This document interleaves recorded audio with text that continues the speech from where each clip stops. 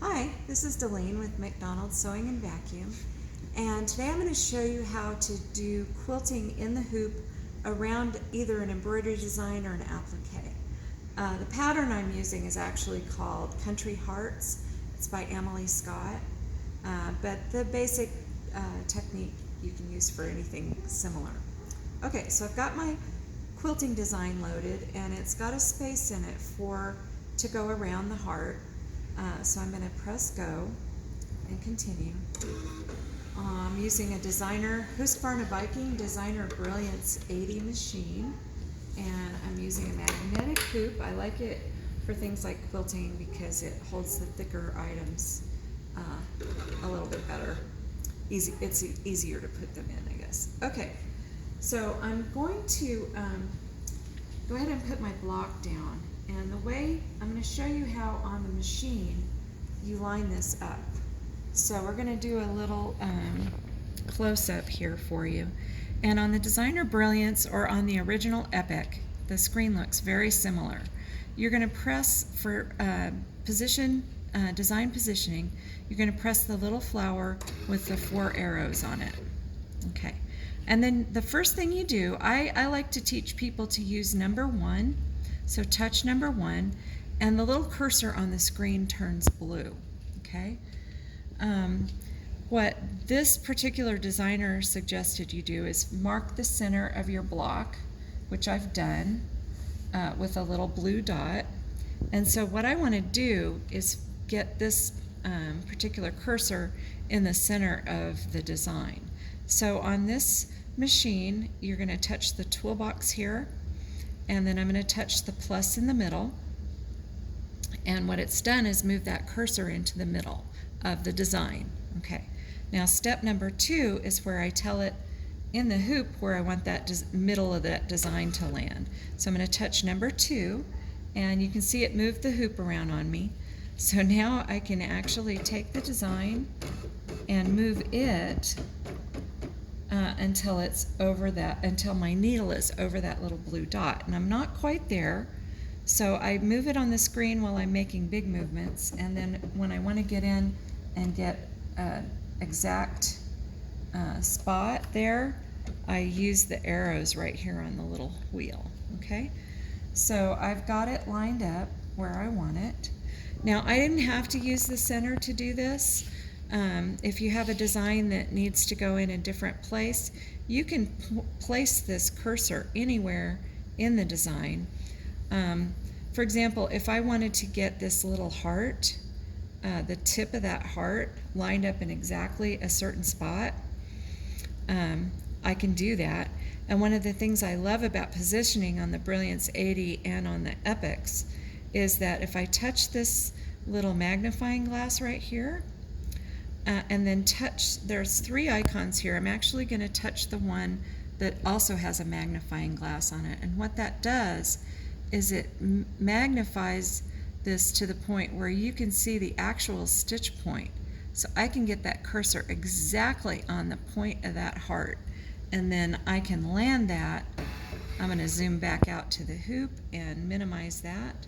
And then I can position that point of that heart exactly where I want it. Now I'm not going to do that for this particular design, but you can do that. Now another way that I have positioned designs, if I'm trying to fit something in maybe in a particular section, like right in here, what you can do is select number 1 and choose your point. So I'm going to change this one. Let's say I want to get these hearts lined up right here in this section. So I'm going to line up my cursor around that first heart and then select number 2, and that shows me where that first heart's going to stitch out. And then I will go back and change my cursor, move it over here, and then go to number 2 again and see where that lines up. And if I'm happy with that, great. Otherwise, I can move it a little bit. Let's say I want it a little bit closer, a little further from the heart and more centered in here, okay? Then I go back to number 1, and I'm going to move the heart or the cursor down here. I'm actually kind of lining it up with the fat part of the heart, but moving it down to the bottom. And then I'm going to touch number 2, and that's outside of my block. So I'm actually going to move this up a little bit more so I can get that inside the block. Then I'm going to check the 4th corner, move it back over here, and check number 2, see where that's lining up. And I'm thinking that's going to look pretty good. I got it pretty well lined up. So you can use even just those 2 pieces, or those 2 tools, 2 icons, to line up something very exactly where you want it. Okay, so the next thing I want to show you, I'm going to go back to this little point on the heart, on the bottom of one of these hearts. And I'm going to zoom in, make sure it's where I want it. See how far off I am? I want to get that a little bit closer. Okay. And then I'm going to go back to zoom out to the hoop and go back to number 2. Now, let's say this time I want that little heart to be down there. So a little further down toward the middle and right at the bottom. Now, this is kind of fun because the way this, there's a second option for positioning that you can use, which turns this point into a fulcrum. So when I touch number 3, I've got a second blue cursor that I can use, and let's say I want to line up that heart somewhere.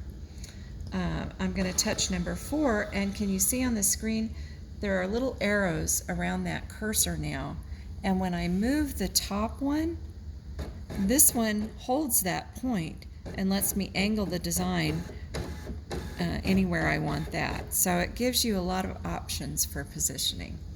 Okay, so that's how I line up quilt designs to fit in a block. Now I'm going to go back. I've definitely changed this around, so I'm going to cancel all the adjustments that I've made so that I can go back and line it up with my center again. So I'm going to touch the little heart, or the little flower, green flower, with the arrows. When I'm in stitch out mode, that's what lets me line this up. I'm going to touch number 1, and I'm going to touch the toolbox and select the center. That way I don't have to find it myself. And I'm going to touch number 2, and then once again I'm going to line that needle up with the little blue dot on my heart right here. And I'm not quite there. I've found that lowering the needle is probably the best way for me to make sure I've got it in the spot where I want it. Okay, so when I've got my positioning the way I want it to be, I touch OK, and then I can go ahead and start stitching. Now for quilting in the hoop, the other thing that I do, you want to make sure that you have thread in your bobbin that's going to match your top thread or be whatever color you want to show on the back.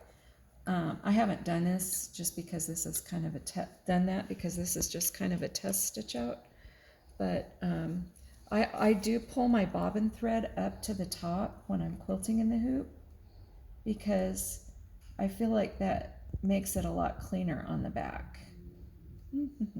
If I can grab it, I might have to move things around a little bit so I can reach it. You got it? All right, so I've pulled my bobbin thread up, and now I'm ready to start stitching. Probably, if I were being really careful, this is a very small quilt. I didn't make the full quilt, I just made a block to demonstrate. I would normally probably tape this down, but with batting on there, it's actually going to stay in place pretty well. Okay, so I'm going to go ahead and press start, stop. And I also usually turn off the automatic cutter. That's one thing I didn't do on the way here, but that's okay for this particular purpose. It's going to cut my top thread, but not the bottom thread. So I'm going to stop it and cut the rest of this thread out of the way, and then let it go ahead and do its quilting stitches.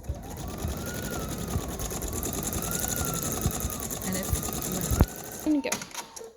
Okay, so it's finished stitching out, and I'll just pull it off the machine, and I don't know if you can see how the stitching looks, but there's my quilting all around the heart, and I'm just going to trim this out and turn it into a hot pad or something.